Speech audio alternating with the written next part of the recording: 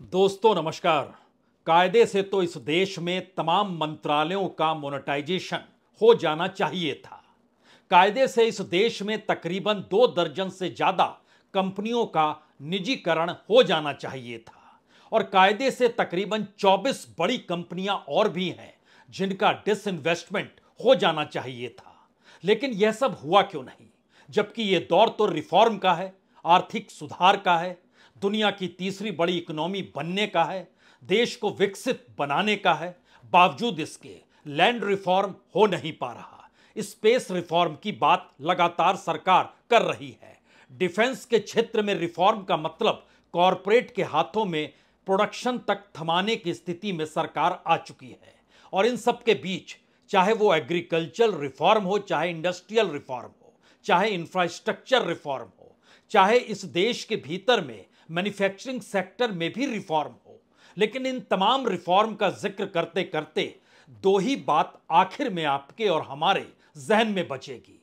दरअसल रिफॉर्म का मतलब इस देश में आम लोगों की भागीदारी बिल्कुल नहीं, इस देश के कॉरपोरेट की भागीदारी और सरकार की नीतियां।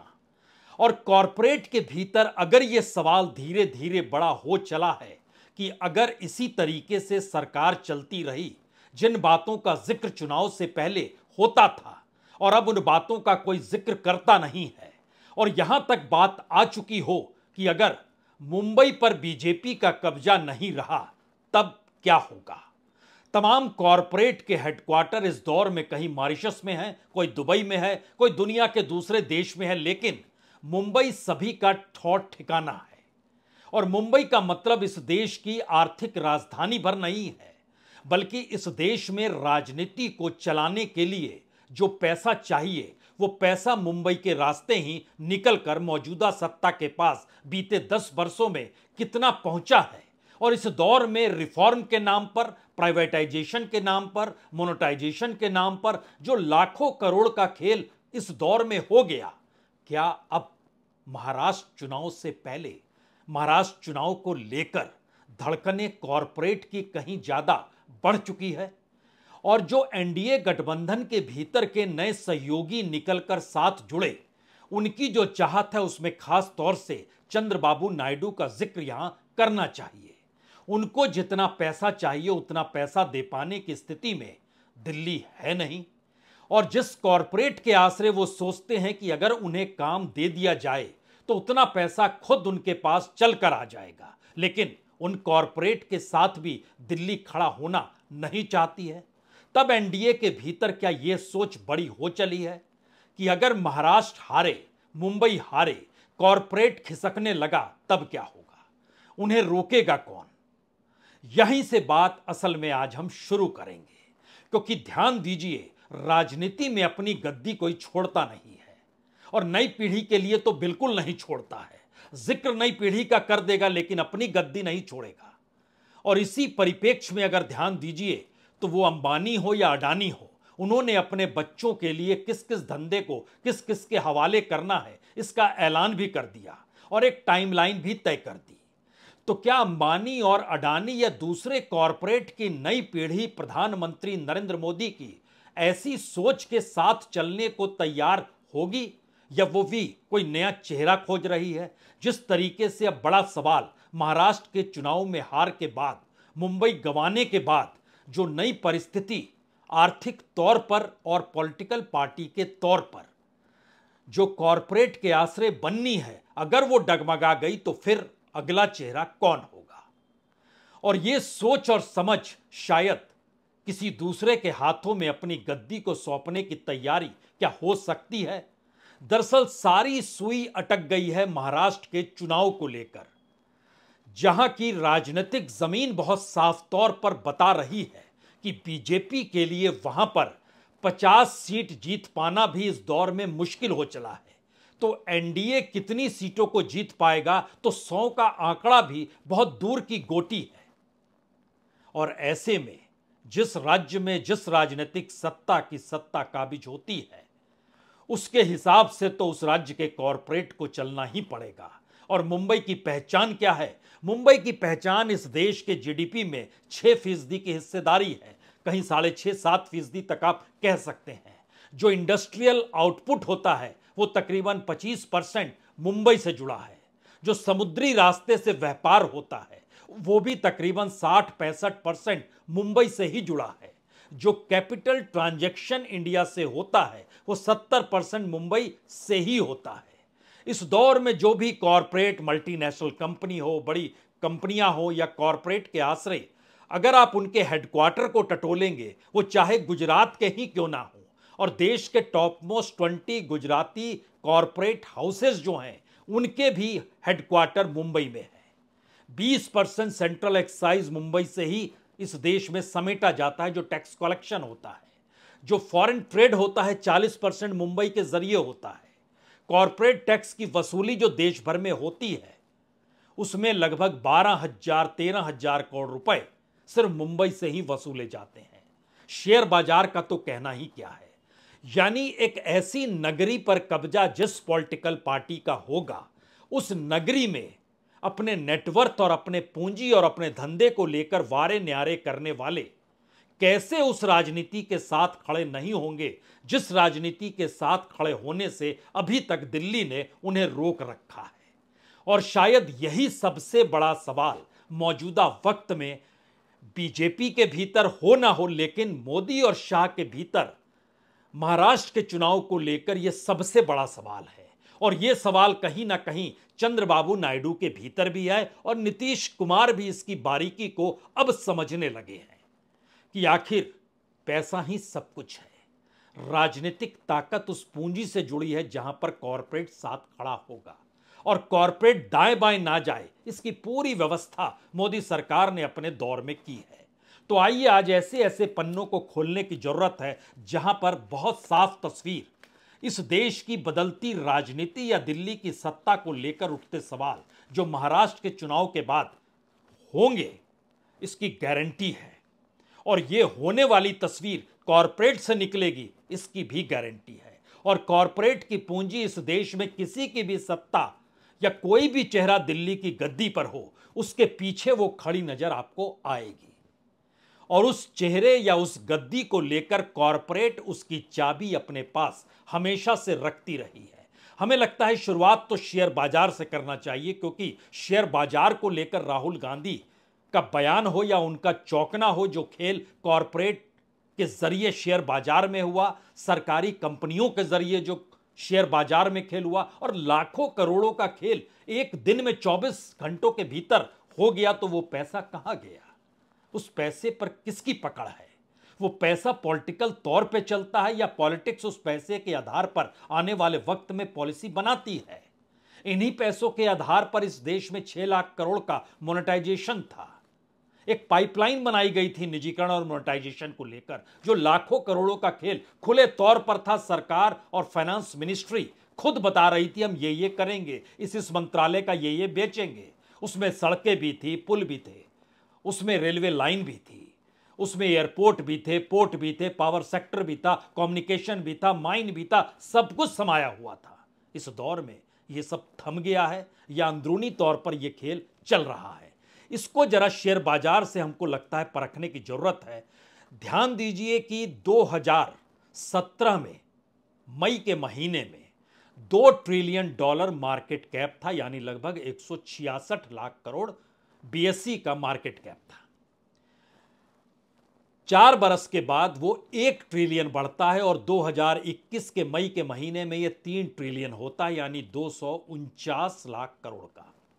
उसके बाद जो 4 साल लगे, उसके बाद 2 ही बरस में खेल हो जाता है और 2 ही बरस के भीतर में यह $4 ट्रिलियन हो जाता है, यानी 333 लाख करोड़। यह नवंबर 2023 में। तो पहले राउंड में बढ़ा 4 साल लगे, दूसरे राउंड में बढ़ा 2 साल लगे, तीसरे राउंड में सिर्फ 1 साल से भी कम का वक्त लगता है। नवंबर 2023 से मई 2024 आते आते शेयर बाजार $5 ट्रिलियन उसका मार्केट कैप होता है, यानी 416 लाख करोड़। और आज जब हम आपसे बात कर रहे हैं तो 2024 के मई के महीने से अगर आज आप आएंगे तो मई के बाद जून, जुलाई, अगस्त 3 महीने हुए हैं। सही मायने में 3 महीनों के भीतर में मार्केट कैप जो है लगभग 50 लाख करोड़ रुपए और बढ़ गया और इस वक्त वो तकरीबन 462 लाख करोड़ हो चला है। इस रफ्तार से शेयर बाजार का पैसा बढ़ना और उसमें जो तमाम कॉरपोरेट हैं उनके नेटवर्थ को भी समझिए, जैसे रिलायंस 20 लाख करोड़, जियो अलग है, वो तकरीबन 2 लाख करोड़ का अलग है। इसी तरह अडानी की अलग अलग कंपनियां हैं, लेकिन Adani enterprises, Adani port, Adani green, Adani power, Adani energy, तम अंबुजा सीमेंट, सबको जोड़ दीजिएगा तो ये 15 लाख करोड़ पार कर जाएगा।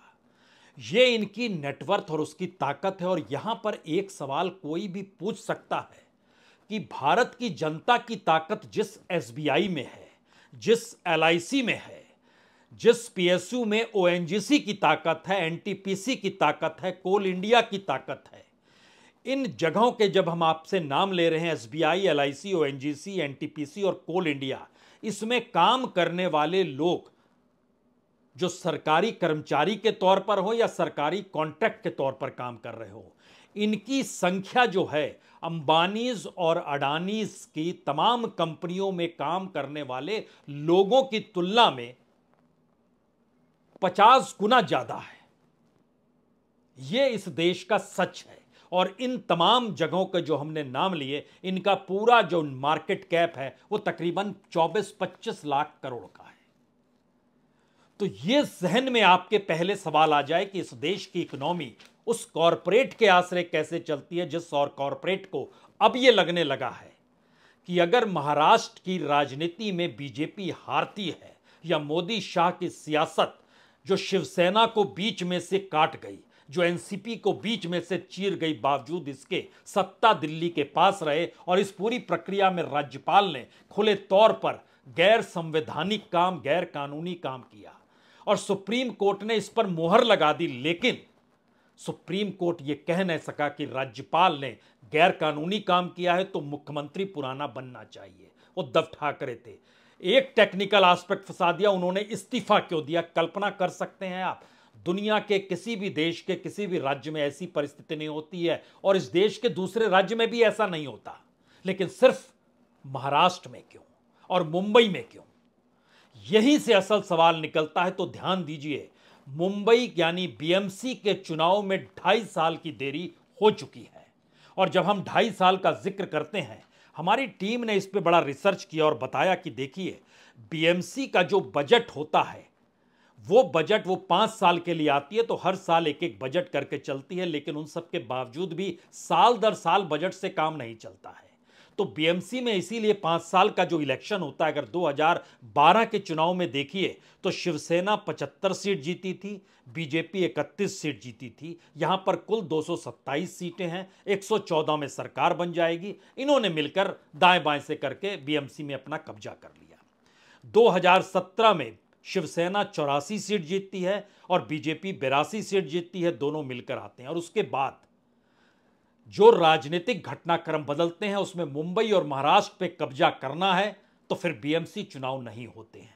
और बीएमसी चुनाव के साथ साथ बीएमसी का बजट देखिए, 2022 में जिस बरस चुनाव होने थे बजट था 45,000 करोड़ का। उसके अगले बरस 2023-24 में आइएगा तो 52,000 करोड़ का बजट। जो मुंबई की सड़कों पर आप जब चलते हैं ना, तो आपको नजर आता होगा कितने गड्ढे हैं, कितनी परेशानी है, क्या मुश्किल है। बीएमसी कुछ करती नहीं है।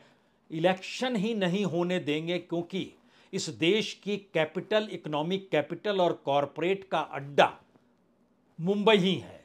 दुनिया में 3रे नंबर का मुंबई शहर है जहां सबसे ज्यादा बिलियनियर रहते हैं। बात इससे भी नहीं बनेगी। असल सवाल तो यह है कि कॉरपोरेट डरा हुआ क्यों है। कॉरपोरेट के डरने के पीछे मुंबई का एक अपना इतिहास है। वो इतिहास में आपको चले चलना होगा 1955 में, जब संयुक्त महाराष्ट्र आंदोलन शुरू हुआ था। और उस दौर को याद कीजिएगा तो उस दौर में मोरारजी देसाई मुंबई स्टेट के सीएम थे। उन्होंने गोलियां चला दी थी और बड़ी तादाद में सैकड़ों लोग मारे गए थे। खास तौर से जो हुतात्मा चौक, जो शहीद चौक होता है, हुतात्मा का अर्थ शहीद होता है, हुतात्मा चौक जो बना, वहां 15 लोग मरे और पूरे मुंबई के भीतर आंदोलन में 100 से ज्यादा लोग मरे। लेकिन जरा सोचिए, उस आंदोलन में लेफ्ट राइट सभी मुंबई में जो आंदोलन कर रहे थे, वो नहीं चाहते थे कि मुंबई गुजरात में जाए। वो चाहते थे वो महाराष्ट्र में रहे। गुजरात और महाराष्ट्र की लड़ाई यहीं से शुरू होती है और संयोग ऐसा है कि मौजूदा वक्त में मोदी और शाह उस गुजरात से आते हैं जिस गुजरात से अंबानी और अडानी भी आते हैं और उससे बाद 18 और कॉरपोरेट हाउसेस हैं जो गुजरात के ही हैं। डायमंड किंग भी वहीं से आते हैं। उस दौर की परिस्थिति में अगर याद कीजिएगा तो जहां डांगे, ठाकरे, जोशी, नरवणे, आत्रे, मधु दंडवते, पांडुरंग बाबट, नारायण गोरे, ये सभी लोग आंदोलनरत थे, एक साथ थे, विचारधारा दाएं बाएं हो चली थी। वही परिस्थिति क्या मौजूदा वक्त में महाराष्ट्र और मुंबई के भीतर बन चुकी है? क्योंकि महाराष्ट्र के भीतर और मुंबई के भीतर एक सवाल गुजरातियों को लेकर जरूर है, खास तौर से अब जब उद्धव ठाकरे इस नब्ज को बार बार ये कहकर दबाते हैं कि यहां के तमाम प्रोजेक्ट्स को देश के प्रधानमंत्री और देश के गृहमंत्री नहीं बल्कि 2 गुजरातियों ने गुजरात भेज दिया जो मुंबई में प्रोजेक्ट आए थे, चुनाव के वक्त भेज दिया। तो क्या उस वक्त भी एहसास हो चला था कि आने वाले वक्त में महाराष्ट्र में कब्जा नहीं रहेगा? कॉरपोरेट्स की घबराहट यह है कि दुनिया का जो पूरा पैसा भारत के भीतर आता है वो 80% जो है वो मुंबई शहर में आता है और वहां से वो डाइवर्ट होता है। एक चीज और ध्यान दीजिए, इस देश के भीतर विदेशी पैसा जो इन्वेस्टमेंट के नाम पर आ रहा है उसमें आपको उत्तर प्रदेश जाता हुआ पैसा नहीं दिखाई देगा, क्योंकि उत्तर प्रदेश का मुख्यमंत्री दिल्ली के अनुकूल नहीं। उस पैसे का इन्वेस्टमेंट महाराष्ट्र में भी कम हो रहा है, क्योंकि महाराष्ट्र की राजनीति को संभाले हुए एकनाथ शिंदे के आश्रय बीजेपी राजनीति साध नहीं सकती है। और इस पूरी प्रक्रिया के भीतर में चंद्रबाबू नायडू और नीतीश कुमार के आश्रय जो दिल्ली की सरकार टिकी हुई है, और इन्होंने जो अपने लिए मांग की थी कि हमें ये चाहिए, वो कह तो दिया गया लेकिन कुछ भी दिया नहीं गया। इनके भी अपने कॉरपोरेट के साथ रिश्ते हैं या हर सरकार के होते हैं। उन रिश्तों के आश्रय चाहते हैं कि उनके करीबी कॉरपोरेट को इस दौर में तमाम प्राइवेटाइजेशन का हो या मोनेटाइजेशन का हो या पॉलिसीगत तरीके से जो निर्णय लिए जा रहे हैं उनके अनुकूल हो, उन कंपनियों के अनुकूल हो, लेकिन सब कुछ रुका हुआ है। हर कोई इंतजार कर रहा है महाराष्ट्र के चुनाव को लेकर, उस चुनाव का रिजल्ट होगा क्या। और इस प्रक्रिया के भीतर में जब हम आपसे बीएमसी का जिक्र कर रहे थे तो यहां एक बात और बड़ी महत्वपूर्ण है कि उसके बाद 2017 के बाद 2019 के लोकसभा चुनाव और 2024 के लोकसभा चुनाव, इस प्रक्रिया के भीतर में आइएगा तो बीजेपी बीएमसी के चुनाव में जो पिछली बार 2017 के चुनाव में 82 सीट जीत गई थी, अगर आप सिलसिलेवार तरीके से आंकड़ों के लिहाज से समझें, जमीनी स्तर पर नहीं आंकड़ों के हिसाब से समझे कॉन्स्टिट्यूएंसी वाइज, तो उसमें बीजेपी इसके पास सिर्फ 32 सीटें आ सकती हैं, 50 सीट कम हो जाएगी। ये घबराहट है। इसकी बड़ी घबराहट विधानसभा चुनाव है जहां अपने बूते सत्ता में आने की स्थिति में है नहीं। अब यहां पर सोचिए, यहां पर एक जिक्र आपसे करने की बड़ी जरूरत है। जब बाला साहब ठाकरे थे तो उन्होंने एक स्थानीय लोकाधार समिति बनाई थी। उनका कहना था कि जो लोग यहां रह गए उसमें चाहे यूपी के भैया ही क्यों ना हो, या फिर एक वक्त जो कहते थे लुंगी को पुंगी बना देंगे उसमें दक्षिण भारत के भी क्यों ना हो, तो सभी को मिलाकर वो जान गए कि आने वाले वक्त की राजनीति में सबको साथ लेकर चलना है। तो स्थानीय लोकाधार समिति बनाई उन्होंने। अब उसमें सेंध लगाने के लिए एकनाथ शिंदे ने पहल शुरू की। उस पहल का तरीका, चूंकि घटना आज की ही है या कल की है, आप कहिए, जो गोविंदा होते हैं वो अलग अलग जगहों पर मोहल्ले दर मोहल्ले उनका क्लब होता है। उस क्लब में इस बार इनाम ज़्यादा दे दिया गया और उस इनाम की शक्ल में उन्होंने कहा कि देखिए ये हमारे कल्चर से जुड़ा हुआ है। लेकिन वो कहीं सेंध लगाने की कोशिश कर रहे हैं, लेकिन बात हो नहीं रही है, क्योंकि कॉरपोरेट भी अब पैसा सरकार जो मौजूदा है वहां पर उनको नहीं देना चाहता है। वो चाहता है पैसा दिल्ली पहुंचे और दिल्ली से ही चीजें चलें। लेकिन दिल्ली अगर इस बात पर अटक गई है कि राजनीति पैसे के आश्रय हो सकती है, क्योंकि जब शिवसेना टूट रही थी तो सवाल सिर्फ सीबीआई ईडी का नहीं था, 25 से 50 करोड़ रुपए देने का भी जिक्र हो रहा था उस दौर में, और खुले तौर पर शिवसेना ने आरोप लगाए थे। संजय राउत तो बकायदा बता रहे थे कि देखिए 25 से 50 करोड़ रुपए बांटे गए हैं, तभी ये शिफ्ट हो रहे हैं। यही स्थिति देखिए झारखंड में आ गई। चंपई सोरेन वहां चले जा रहे हैं, 30 तारीख को ज्वाइन करेंगे। पैसे को लेकर क्या खेल होता है, इसको लेकर हेमंत सोरेन ने जिक्र कर दिया, उस पर हमारा रोक तो है नहीं। इस राजनीति के मद्देनजर बड़ी बात यह है, क्या ये मराठी और गुजराती की परिस्थिति में अब वोटर, जो कोर वोटर बीजेपी का महाराष्ट्र में रहने वाला है, वह भी नहीं सट पा रहा है कि जब तक आप महाराष्ट्र की जमीन पर मराठी राजनीति को जगह नहीं देंगे और मोदी और शाह के आसरे अपनी बिसात बिछाएंगे तो मुश्किल होगी। और इसके उलट असर क्या है, भिवंडी का इलाका हो, मालेगांव का इलाका, शिवसेना को वोट क्यों जा रहे हैं? ये कौन सी परिस्थिति एक झटके में बदल गई? और इन सब के बीच जो महाराष्ट्र की एकता को जोड़ने की जो परिस्थिति तिलक के दौर, बाल गंगाधर तिलक के दौर से रही, वो मौजूदा वक्त में कुलांचे मारने लगी है। कल्पना कर सकते हैं महाराष्ट्र के भीतर की परिस्थिति में लालबाग, लाल बादशाह की मजार वहां पर है, वहां पर सबसे बड़ी प्रतिमा गणेश के वक्त में बनती है, गणेश जयंती के वक्त में वहां पर स्थापित की जाती है। यह यूनिटी को कहीं सेंध तो नहीं लगाई जा रही और इसका असर यह है कि पहली बार महाराष्ट्र के भीतर के चुनाव को लेकर लोगों में गुस्सा है, इस बात को लेकर गुस्सा है कि उन्होंने वहां के संस्कृति को विभाजित किया है, वहां के कल्चर को डिस्टर्ब किया और दोबारा से जो संयुक्त महाराष्ट्र का आंदोलन था उसकी यादों को ताजा कर दिया गया है। क्या ऐसी परिस्थिति में बीजेपी महाराष्ट्र की राजनीति में अपनी जमीन बरकरार भी रख पाएगी? यह सवाल अब कॉरपोरेट के भीतर घुस चुका है। कॉरपोरेट की हकीकत को इस रूप में समझें कि तकरीबन वहां पर जो बिलियनियर्स हैं उनकी कुल पूंजी 960 बिलियन डॉलर यानी 80 लाख करोड़ की है, जो उनका अपना नेटवर्थ है, जो जाहिर है शेयर बाजार के आसरे आप समझ पा रहे हैं। और इस दौर में सरकार जो रिफॉर्म करने निकली, उस रिफॉर्म से कॉरपोरेट को लाभ हुआ है। उसके एक दो हिस्से को हम आपको बतला दे तो और आपके जहन में बात साफ हो जाएगी। मसलन सरकार बार बार जिक्र करती है नल से जल, करती है जिक्र, 2019 में ऐलान किया गया था, इसका पूरा बजट था 3,60,000 करोड़। जानकर आपको हैरत ना हो कि इस दौर में बोतल बंद पानी से जो बिजनेस से जो कमाई है इस देश के भीतर में, वो तकरीबन 2.5-3 लाख करोड़ पार कर चुकी है।